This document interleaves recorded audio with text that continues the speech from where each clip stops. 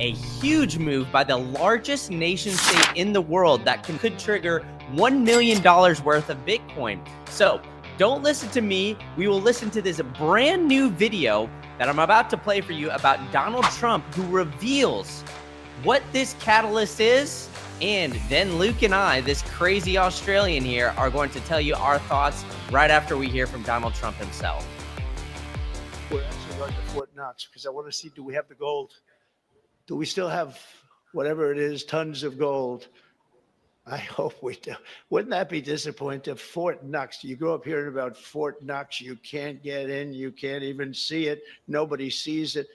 You go there and the place is dry. Would that be terrible? We're actually going to Fort. Would that be terrible? I think it would be terrible, Brandon, if you go in and the place is quote unquote dry, as Donald Trump just laid out there. I think this, if it happens, could be the catalyst to trigger a $1 million Bitcoin. Now, again, you're going to have to let Brandon and I explain ourselves for why we do think a Fort Knox audit that comes up bare and comes up dry, as Donald Trump says, could be the catalyst to create a $1 million Bitcoin. The first reason why is because America is supposed to be the largest gold holder in the entire world. They're supposed to be squatting on 8,133 metric tons worth of gold, nearly tripling their closest competitor, Germany, who's supposed to be sitting on 3,000 metric tons of gold. But if America doesn't have the gold they're supposed to have, I think this could be very interesting because I really do think that this could trigger a move into a form of digital money or a form of sound money that's actually verifiable. Because again, the big reason why everybody's like, we have to audit Fort Knox is because the thing hasn't been audited in how many years, Brandon?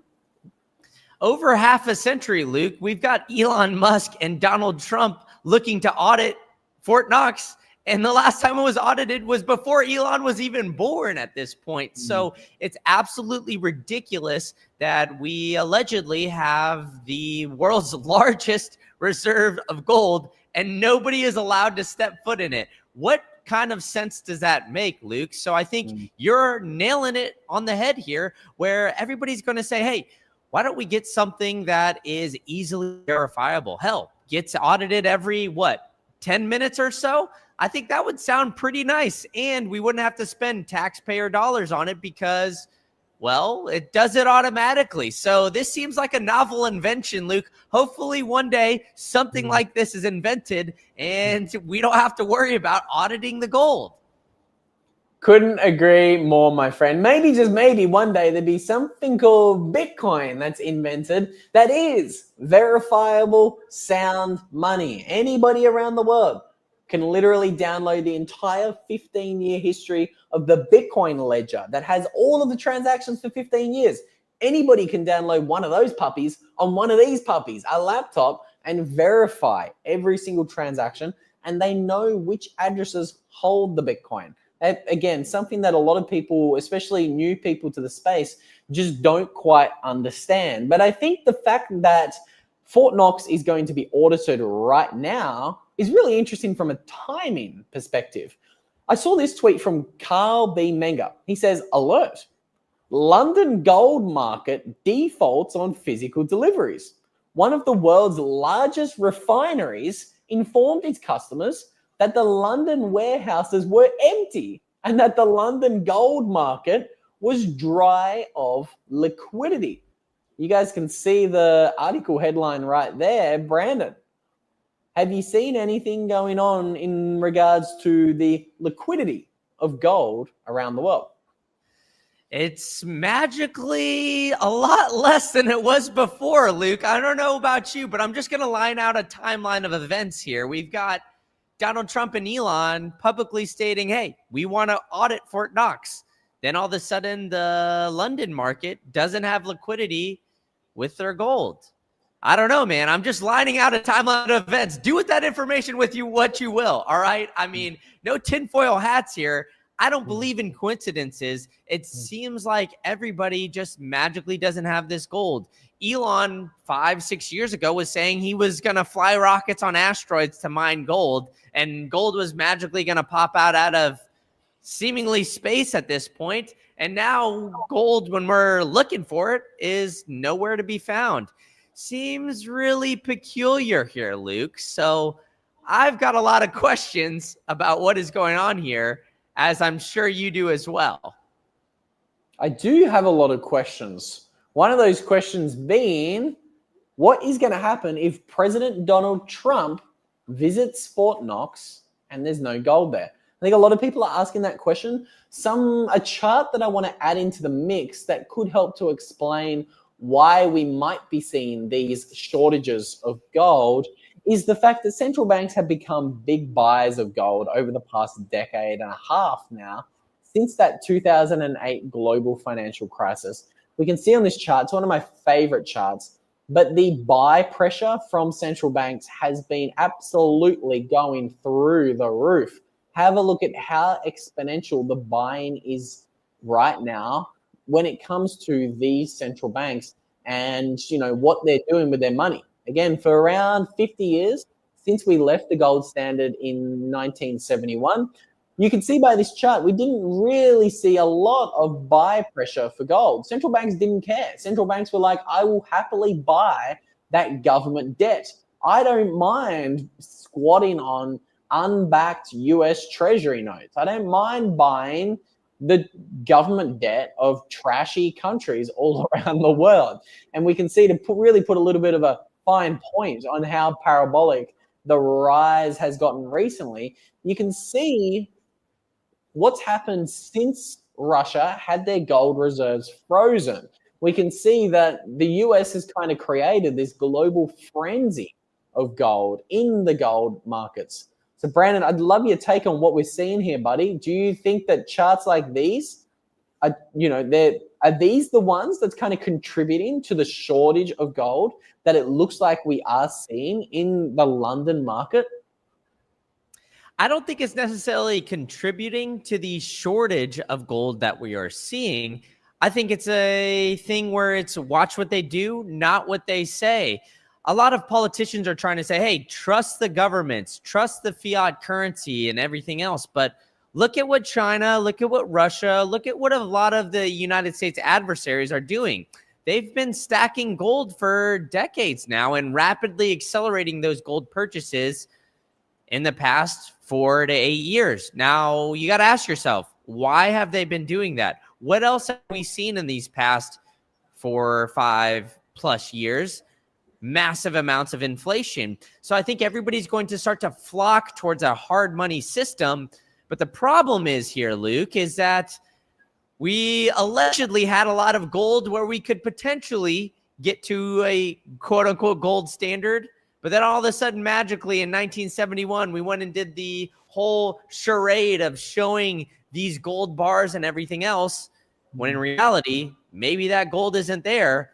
And maybe people are losing faith in these fiat currencies. And what are fiat currencies essentially run on, Luke?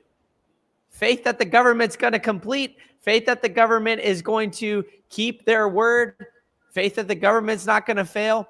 All of these things require massive amounts of trust. And I think that these governments are slowly losing trust by their people. And that is why we're seeing other governments such as China and Russia start to stack gold in the background, because it's a thing of watch what they do, not what they say, Luke. So I think the U.S. might be in a little bit of trouble here with this Fort Knox audit. And I think this could be bigger than anything we've ever seen in financial markets. It could send tidal waves through literally everything. So it's a time to buckle up here, folks, and get yourself the only verifiable currency or asset in the world, and that's Bitcoin. Yeah, I tend to agree, dude. I think people need to buckle up. You mentioned China. I love this chart here. So I pulled this up from my, let's call it, we pulled it up from the web in the background here. And we can see very clearly that this chart here kind of helps to confirm or help to explain a lot of the rumors we see. Because again, I Showed you guys a chart earlier. This chart actually shows us how much gold that nation states officially, publicly own. So America is publicly, officially supposed to hold the most amount of gold with 8,000 metric tons. And you'll notice China here is all the way down at number 6 on this list.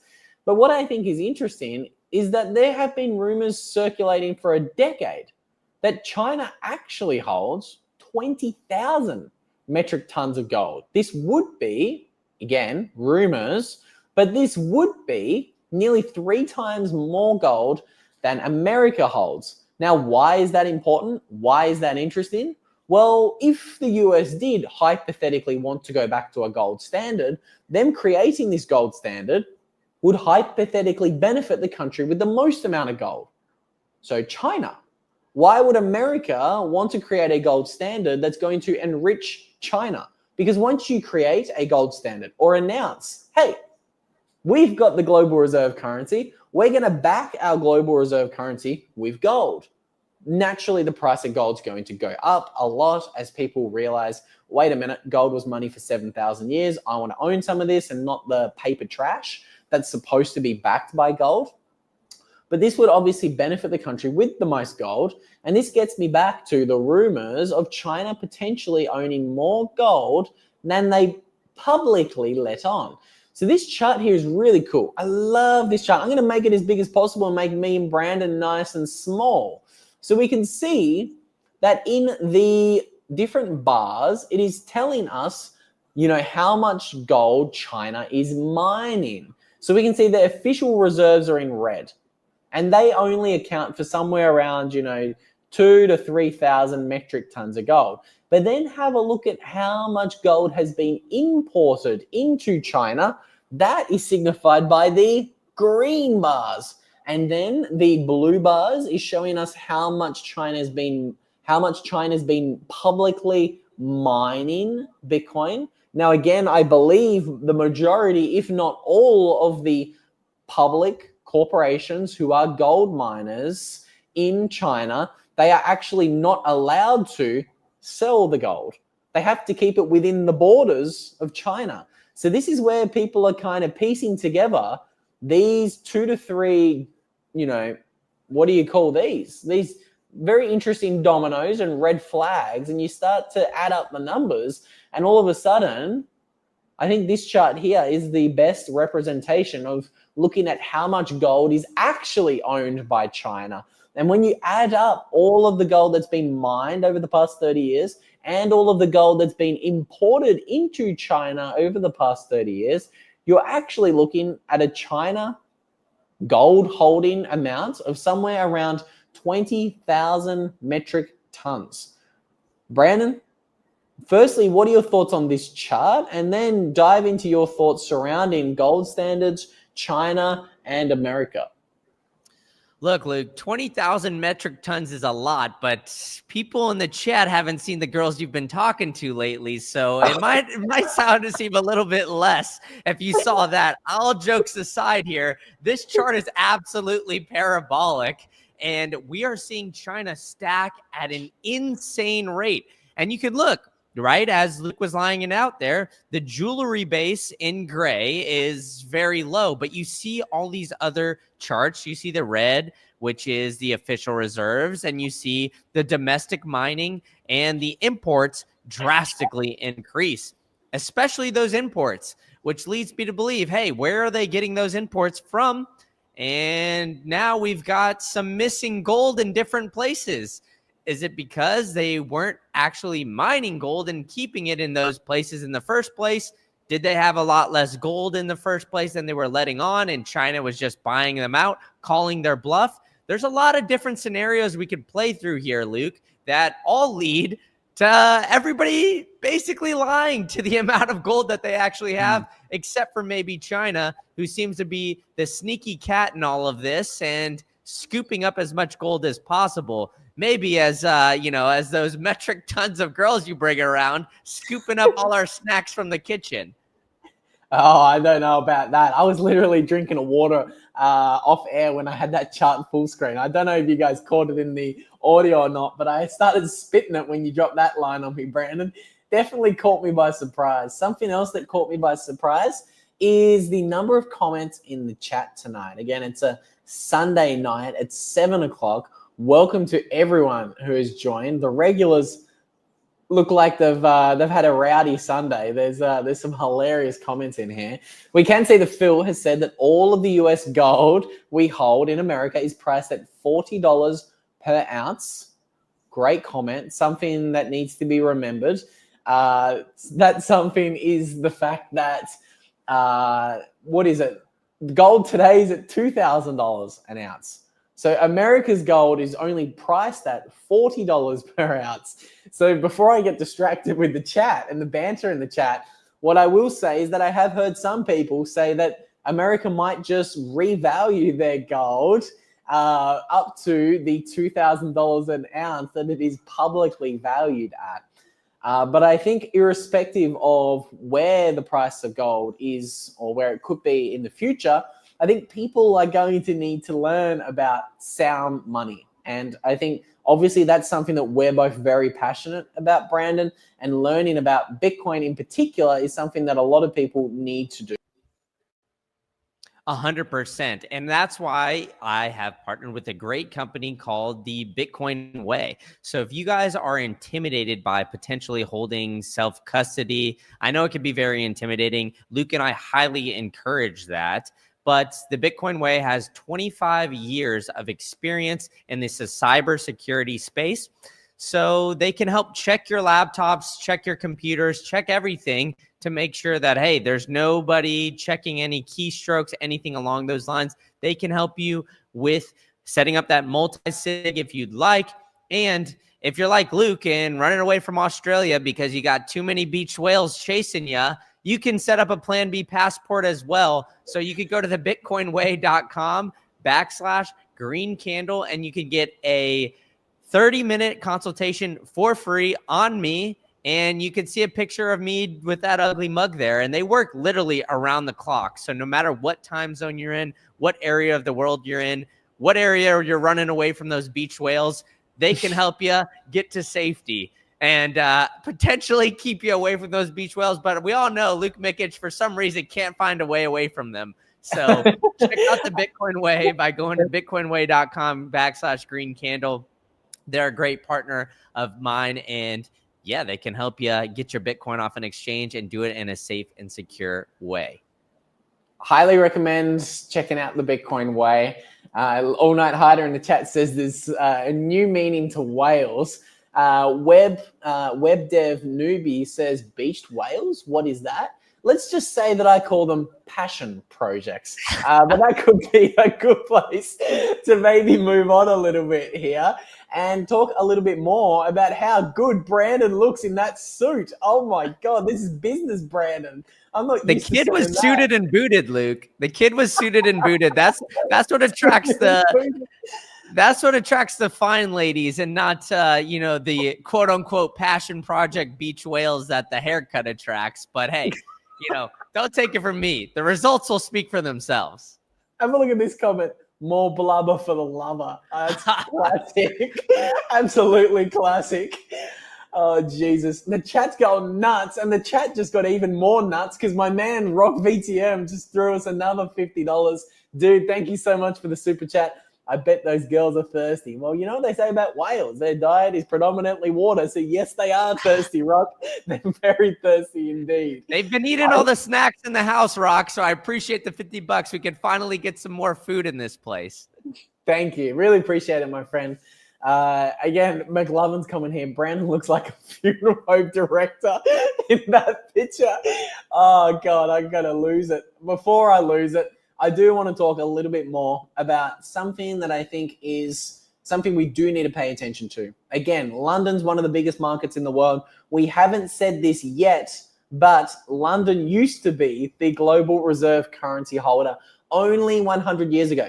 So for them to be defaulting on gold market deliveries, this is very, very, very, very important. This is something we have to be paying attention to.